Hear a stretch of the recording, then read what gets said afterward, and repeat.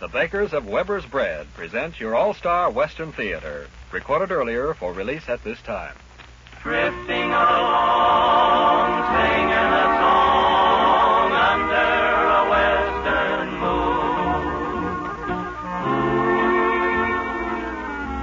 From Hollywood comes your all-star Western Theater, starring America's great Western singers, Foy Willing and the Riders of the Purple Sage, bringing you the music, the stories, and the spirit of the great open spaces. Today's special guest, the great folk singer Eddie Arnold. But now, here are the Riders of the Purple Sage.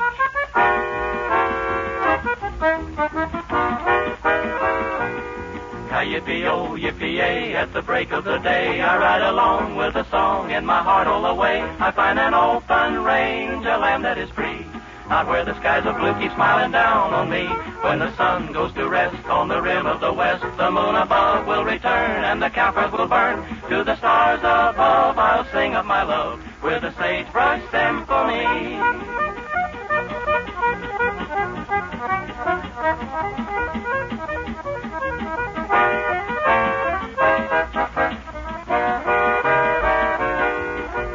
Sweet melodies in the sigh of the breeze, and all day long there's a song from the birds in the trees. When the stars come creeping into the sky, a lonely fairy lobe sings a lullaby. You'll hear the call of the wild in the twilight beguiled. You'll hear them blend at the end in melodious style. When the echoes fade, this sweet serenade is a sagebrush symphony.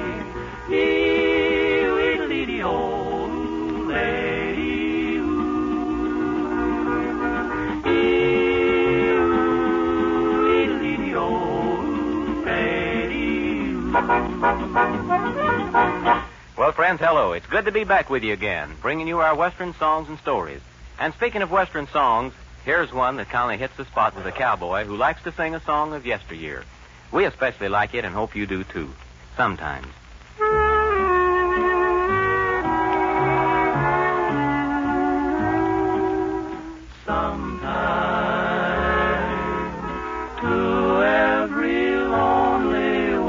Sometime someone comes along.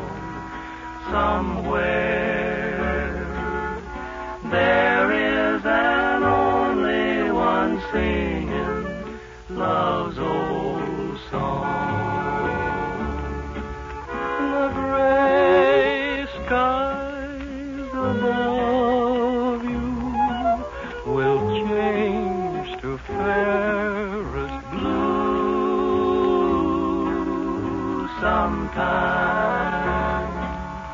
someone will whisper, I love you true.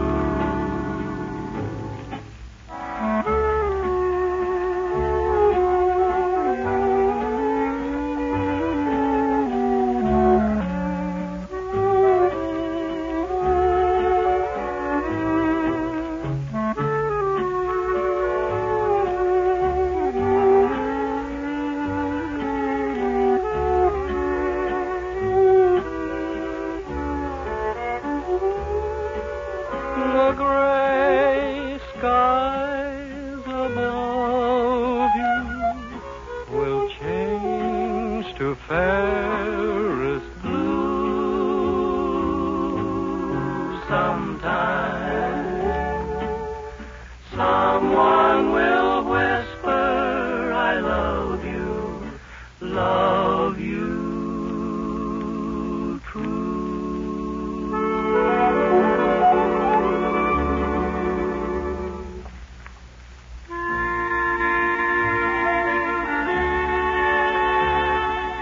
Well, boys, that was a right nice song. It has a good homey quality, like Weber's Bread. You know, it's true that Weber's bakers make hundreds of thousands of loaves of bread each day for Southern California housewives. But it's also true that each individual loaf has all the flavor and freshness of the best home-baked bread. That's because few housewives, busy with cleaning, getting meals, taking care of the children, could possibly give their bread all the care and attention that is given to each loaf of Weber's Bread. Baking fine, tender bread is all the bakers of Weber's Bread have on their minds. That's why each loaf of Weber's bread has all the good-tasting freshness you associate with home-baked bread and all the quality you associate with Weber's bread. So always buy Weber's, the good bread in the blue and white gingham wrapper.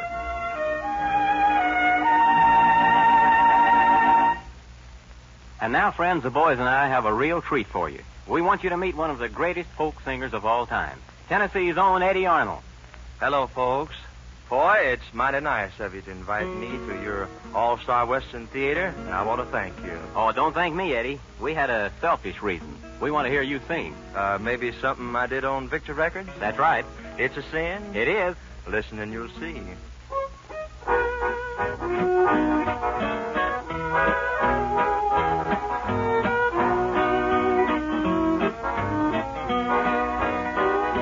It's a sin, my darling, how I love you, because I know our love can never be. It's a sin to keep this memory of you when silence proves that you've forgotten me. The dream I built for us has tumbled, each promise broken like my heart. It's a sin, my darling, how I love you, so much in love, and yet so far apart. It's a sin to hide behind this heartache, to make believe that I've found someone new. It's a sin to say that I don't miss you when people know I'm still in love with you. I'm sure you're happy with another who shares the love I couldn't win. Why pretend that I can't live without you when deep inside I know that it's a sin. Oh, Eddie, that was really great. Just like we thought it would be. Well, Foy, what about you and the boys and me doing one together? Eddie, singing with you is a privilege we aren't going to overlook. So if you'll just take a front row seat while we tell our story, we'll get together right after it. Oh, okay. Act good now. Okay. All right, Terry, take over. Well, few folks believe in ghosts. Least of all, Foy Willing and the Riders of the Purple Sage. Or so they say. Still in all, today's story is one they call The Ghost of Little Deer Canyon. As all Westerners and most tourists know, there are so many beautiful canyons in the mountain country that it's difficult to say which particular canyon has been most graced with nature's unsurpassable handicraft. They're canyons which are stark and unchanging, canyons with streams or rivers, canyons that are dry, and canyons with lush vegetation bounded by softly rising foothills. Such a canyon as the last is Little Deer Canyon, almost idyllic in its beauty, and fiercely loved by the half-dozen families who have small ranches there. And it was in Little Deer Canyon that there suddenly appeared a ghost. The Riders of the Purple Sage know Little Deer Canyon well. They've ridden through many times. They're acquainted with the families living there. Through the grapevine, they've heard of the strange appearance of the ghost, and they've come to investigate.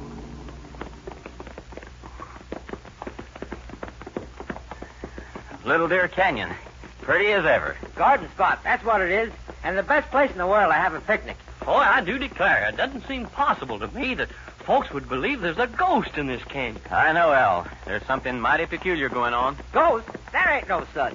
Don't be too sure, Johnny. Boy, do you believe in ghosts? I didn't say that. But there's a lot of things that go on, and nobody's been able to explain them yet. Al, do you believe in ghosts? Don't try to pin me down, son.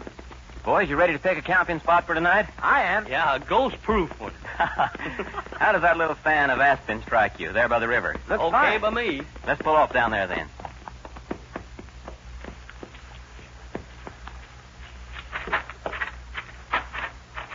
Easy there. Stand there, girl. No wandering about. Hi, my. I always did favor Little Deer River. It's so peaceful. You know what burns me up? Okay, I'll stooge. What burns you up, Johnny? Well, here's a pretty little stream, and a thirsty cowboy can't drink out of it. Seems silly. Here's the water bag, Johnny. Yeah, that's what I mean. You got to be careful of typhoid fever. And that water's as clear as a bell. However clear a bell is. You know, boys, this makes me think. Ridiculous. Now, wait, give me a chance. I was thinking there's probably typhoid germs in Little Deer River there, Well, likely so. but you can't see them. That's right. And there's supposed to be a ghost in Little Deer Canyon, but you can't see him. Well, is there a connection? Sure, Al. Oh, I get it. We get the ghost to drink out of the river, and he gets typhoid fever. Oh, dry up, will you? Oh. I mean, if we wanted to take the trouble, we could see the typhoid germs by hunting and looking through a microscope. Oh, I see, Al. Boy's going to hunt the ghost with a microscope, whatever that is. Yeah. I mean, to find the ghost the same way I'd find the typhoid germ. Hunt it down. Two-gun Willin to the rescue. Oh, you guys. Hello! Hello. Hey, it's Jim Gardner. Hello, Jim. Hello, boys! Big ring bag. Look, fellas, he's got everything loaded into his wagon. I was just noticing that, Johnny. Well, he was one of the proudest homesteaders around here. Yeah, sure seems funny he's leaving. The ghost. You really think so, boy? Well, Jim, by golly, how are you? Nervous, boy, nervous. Oh, hello, Johnny L. How are you, See Jim? you, Jim. I guess I don't need to ask what you're so nervous about, Jim. The ghost of Little Deer Canyon. You're moving out, Jim? Yeah, 4 I sold. To who? A young fella, new around here. Andy Sequist, his name is. Andy Sequist. He's not afraid of the ghost, I guess. He says we're all fools. He says... Jim, what do you mean, we're all fools? Why, shoot, boy. Everybody's leaving Little Deer.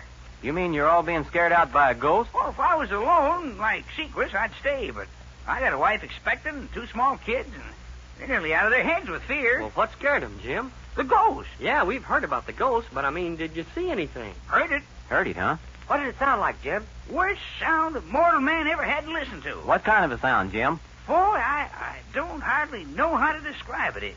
It cuts through your head like a bread knife. You can't get away from it. Fills the whole doggone canyon. Gosh. How do you mean it fills the canyon? I mean, it fills the canyon. You can't hide your head under a pillar or nothing like that. You can't get away from it. How often do you hear it, Jim? Boy, it's been going on most every night, 3 weeks or more. Never happens in the daytime, I suppose. Oh, no. Anybody ever say what kind of a ghost it was, or whose ghost? Well, somebody told Andy Sequist it was the ghost of an Indian chief. It was the head of the tribe. Used to live in this canyon. Well, that sounds logical. Andy don't believe it. But I don't know. Jim, you say you sold your place to this Andy Sequist? Yeah, and he's welcome to it. Anybody else sold out to him? Well, there's only one family left, the Cutlers. They'll be selling out for long. Well, great jumping gee hossifat. The ghost has really cleaned out Little Deer Canyon. Sure has, Al. Well, I gotta get back to the wagon. I'll see you boys. Hey, Jim, you think the ghost will howl tonight? He'll howl. You bet he'll howl.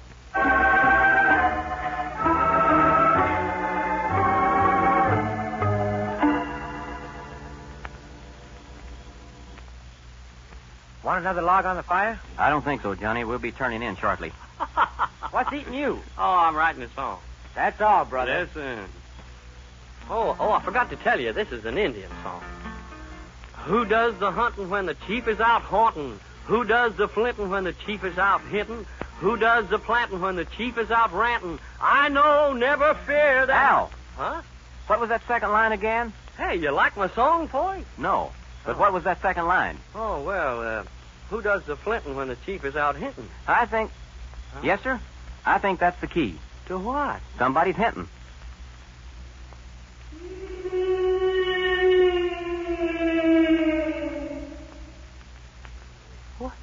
What do you think that was, Who's got the castanets? That's my teeth. Johnny, let go of me. I can't.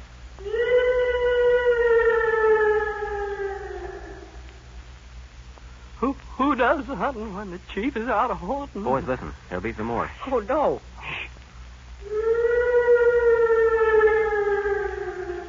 Well, I tell you, fellas, I think I'm pretty brave most times, but right now my blood's running mighty cold. Mine stopped running. Can you guys tell where that's coming from? No, and I ain't sure I want to. Be serious. I'm serious. Chains. An Indian chief clanking chains? Rawhide doesn't clank very loud. Boy, the sound is all around. It comes from everywhere. Jim Gardner said he was like that. He said he'd fill the canyon and you couldn't get away from it. Well, Jim Gardner's a truthful man.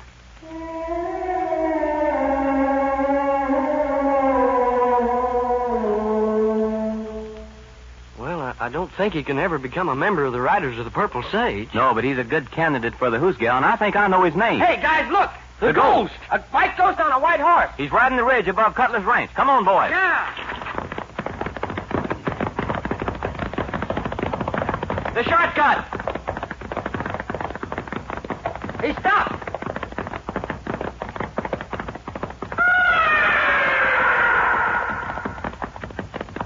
Let's shoot at him. No, not yet. He started down the other side. Don't you shoot. Let me. Go ahead. He's disappeared. Pull up, boys. Boy, how could you miss him? He's such a perfect target. I missed him on purpose, Al. On purpose? For a good reason, I hope. Johnny, back at the campfire, I wrote 2 questions on a piece of paper. I want you to take the piece of paper and ride the big deer and... Right now? Right now. When you get there, call the ranger station and ask the ranger these 2 questions and bring the answers back as quick as you can get here. Okay, but it'll be about 6 in the morning. Good. We'll be at the Cutlers.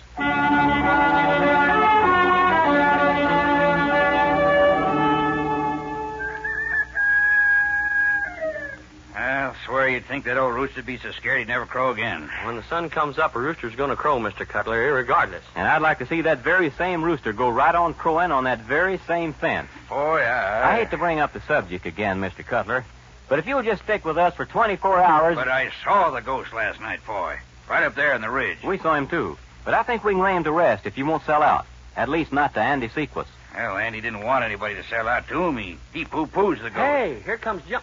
That ain't Johnny. Oh, that's Andy. Hey, come on out, boys. I want you to meet him.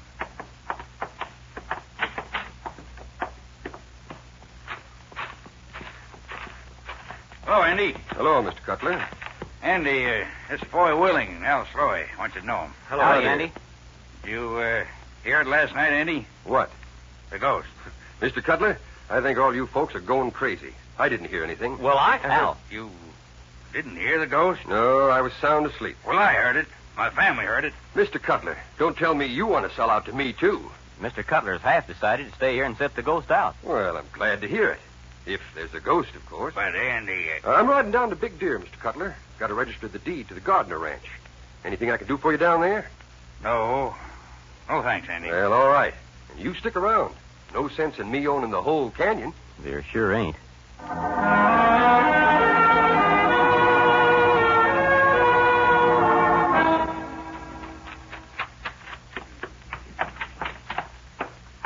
Johnny, you made good time. Yeah, but am I beat?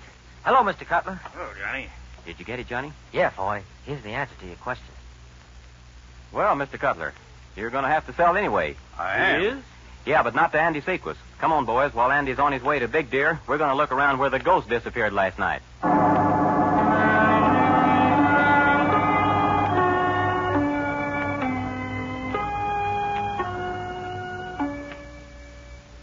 Boys, there's a lot of equipment stashed away in this little cave, which our friend so carefully camouflaged. There's a lot of equipment, but what is it? Yeah. Our friend Mr. Sequus is a ham operator. What is that?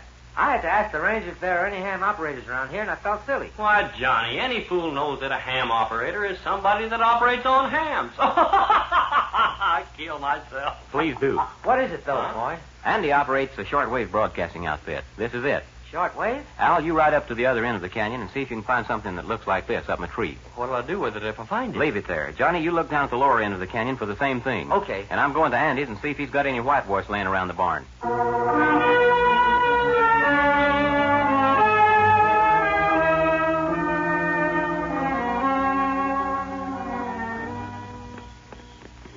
Andy, I'm real glad you consented to come along with Johnny and me. Well, to tell you the truth, Foy, I don't see much sense in it, riding around the canyon in the middle of the night. Well, I think maybe with your help we can find this ghost. There's no ghost around here. Those people are nuts. They're out of their minds. Well, I'm not going out of my mind, and I saw it. That's right. Whoa, boy, whoa.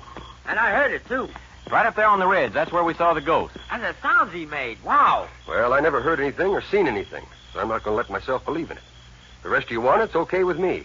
Only the Gardners and the Fremonts and the rest of them were darn fools to sell out and move away. And I told them so. How much did you pay him for the ranches, Andy? $1,000 a ranch. I bet I could have had them for $500. Why, those ranches are worth $5,000 apiece if they're worth a dime. Sure they are. You think I'm going to turn them down if those people are such fools? What in the name The of... ghost! What's going on here? What kind of a gag are you guys trying to pull? Oh, what a scary ghost. There ain't no ghost.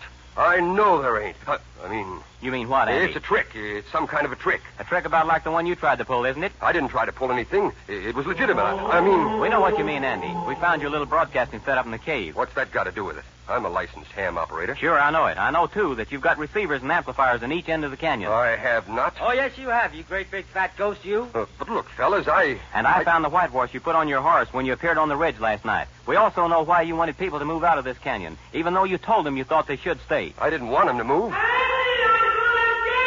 You wanted people to sell out to you cheap because you found out there's a government dam going across Little Deer River at the lower end. How did you know? This whole canyon's going to be a reservoir, and the government's going to buy the land at a decent price from the owners. Look, fellas, maybe we can make a deal. We sure can, brother. We're going to ride down to Big Deer with you while you deed back to those people the ranches you tricked them out of. And you'll do it with a grant deed, and you won't try to get your money back. But I don't understand. And then you'll get out of this part of the country. Or do you want to have a lot of trouble? All right, fellas. I'll do it. Okay. Johnny Ford, dry face right up and tell Al he can quit being the ghost of Little Deer Canyon.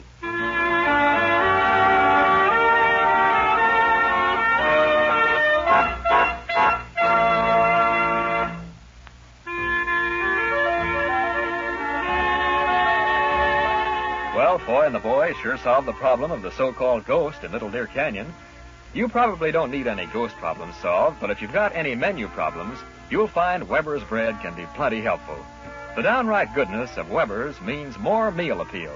Each fresh, tender, flavorsome slice makes any food more satisfying, more nourishing, too. For example, have you still got some leftover turkey? Try it creamed and serve on crisp slices of Weber's toast. Or try cold turkey sandwiches on tender slices of Weber's bread spread with cranberry sauce. Any way you eat Weber's bread, it's got a flavor you never tire of. So buy Weber's bread, always fresh, tender, and delicious, in the blue and white gingham wrapper.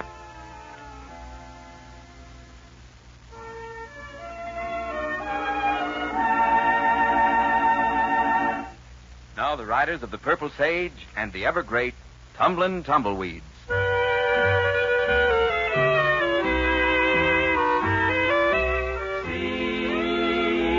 Tumbling down, pledging their love to the ground. Lonely but free I'll be found, drifting along with a tumbling tumbleweed. Cares of the past are behind, nowhere to go but I'll find just where the trail will wind, drifting along with the tumbling tumbleweed. I know when night is gone that a new world's born at dawn. I'll keep rolling along. My heart is a song. Here on the range I belong, drifting along with the tumbling tumbleweed.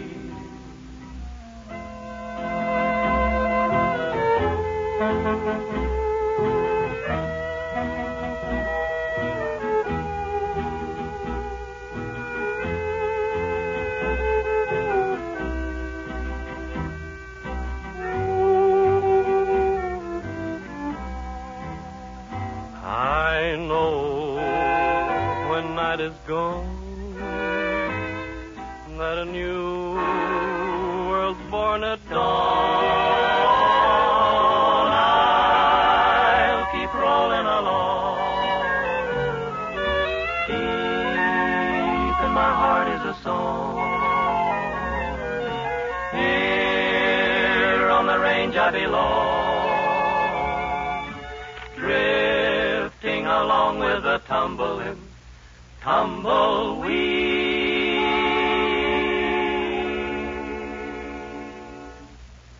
Now, Eddie, What'll it be, Foy? well, one of our favorites is a song of yours, one you wrote and recorded for Victor, and which has had tremendous popularity. Well, let's commence. The boys and I would like to join you, Eddie, in singing that great song. That's How Much I Love You. How about it? Okay.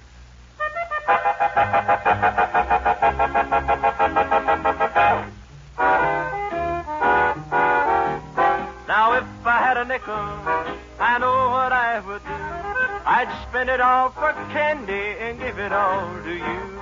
I'd spend it all for candy and give it all to you. 'Cause that's how much I love you, baby. That's how much I love you. Now if you were a picture, I'd hang you on the wall. I'd sit where I could see you and I'd never move at all. I'd sit where I could see you and I'd never move at all. 'Cause that's how much I love you, baby. That's how much I love you. Now if you were a tiger, I'd hang around your den. I'd pester you, my honey, until you let me in. I'd pester you, my honey, until you let me in. 'Cause that's how much I love you, baby. That's how much I love you.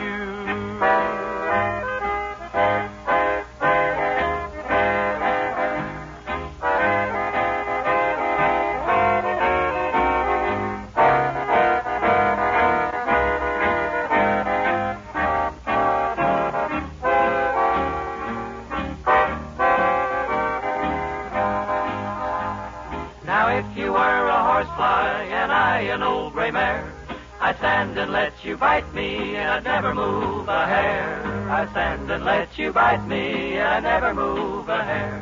'Cause that's how much I love you, baby.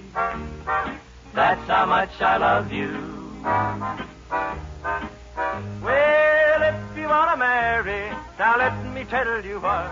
I'll go and find the parson and let him tie the knot. We'll go and find the parson and let him tie the knot.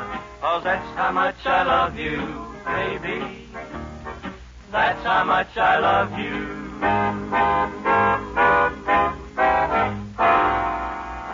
Well, that about does it for this time, friends. We're always glad when you can be with us, and we want to invite you to join us again next week. Our thanks to Eddie Arnold, who appeared through the courtesy of Ralston Purina Company. Tyler McVeigh and also John T. Smith for helping us tell our story. This is Foy Willing speaking for Al Sloey, Johnny Paul, Scotty Harrell, the Riders of the Purple Sage, saying so long and the best of luck to all of you. Drifting along, singing a song under a western moon.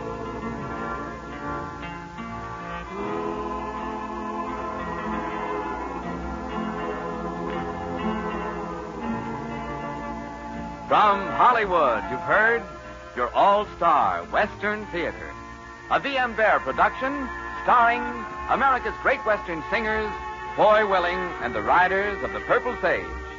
The script was written and directed by Scott Farnworth. This is Terry O'Sullivan speaking.